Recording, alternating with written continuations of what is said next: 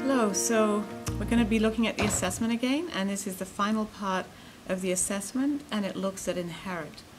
Now, when I thought about what this assessment, self-assessment might find, I anticipated that perhaps the score might be lower on inherit because we're inspiring, empowering, connecting, and contributing in order to inherit. And so one would anticipate that this score would be boosted as we implemented the other purposes. So we got an average score of 2.92, which isn't bad at all, actually. And I thought we could just look at some of the assessment point by point or line by line. So the first one is people leave happier than when they arrived, an average score of 3.05, so that's good. And as we put strategies in place to enhance the quality of the experience of the service, I imagine this score is really going to go up. The next point was members invite guests, and that had an average score of 2.58. So some people aren't inviting guests yet, and this is a time to gather as a community and think about how could we invite people, maybe get some cards, some invitational ways that people can utilize to reach out to their community. Some people said that they struggled with this, and so I imagine that around your strategic plan you're going to be talking about how to reach out and witness. The attendance is increasing, an average score of 2.68. So in some areas it's increasing, in some it's not really. The next one was more people assuming volunteer roles connected with Sunday service, and that had an average score of 2.94.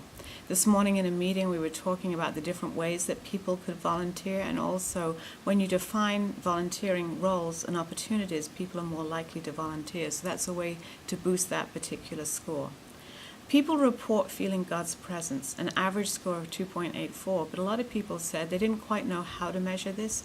And again, you might want to look more deeply into this. You could have focus groups, you could have casual discussions, you could even have a survey and ask your congregation about their experience. But all of the efforts that we're making, through this course are going to enhance the experience of people to really have that spiritual experience or that sense of the presence of God. People report a deeper connection to true parents through Ingenim sermons, and we know that's happening, an average score of 3.47. So that was the highest score, and I think we see the outcome whenever Ingenim shares about true parents, especially about mother, her experiences with the true family. We become closer because that opens up that relationship to us, which I think is her biggest intention. And then finally, new people are joining the church, and there was an average score of 3.11. And in some, about half the congregations had new people joining, 10 did, and 9 did not. So again, we've been talking about the membership class and the outreach that we can do. But I was very excited that 10 congregations out of the congregations taking this course actually had new membership. So I think the more that we invest in the strategies that we've been learning about, then we can increase our score. And I want to encourage everybody, this is baseline data. So you did this self-assessment to find out kind of like where you're at. It's an honest look. But as you invest in creating the experience for people as they come into Sunday services, you invest in the ministry, people will naturally have better and better experiences, and you'll find that your scores will go up. I'd like to encourage you as we enter this new 6-month development initiative that at the end of it, in 6 months' time, you do another self-assessment and compare your scores on that so you can see how much that you've developed and grown as a congregation. I want to thank everyone so much for participating in this course, for all your efforts that you do in locations around the country. I want you to know that we're here to support those efforts and to support you.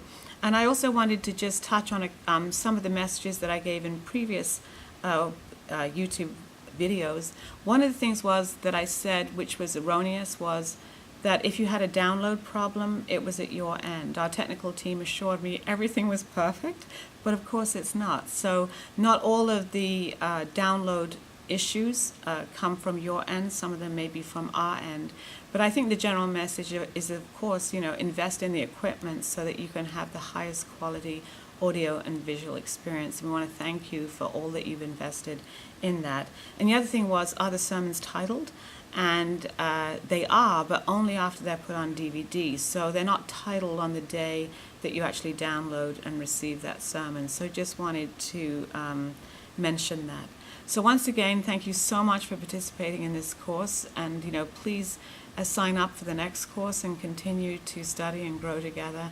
And really, I thank you for this opportunity to communicate with you.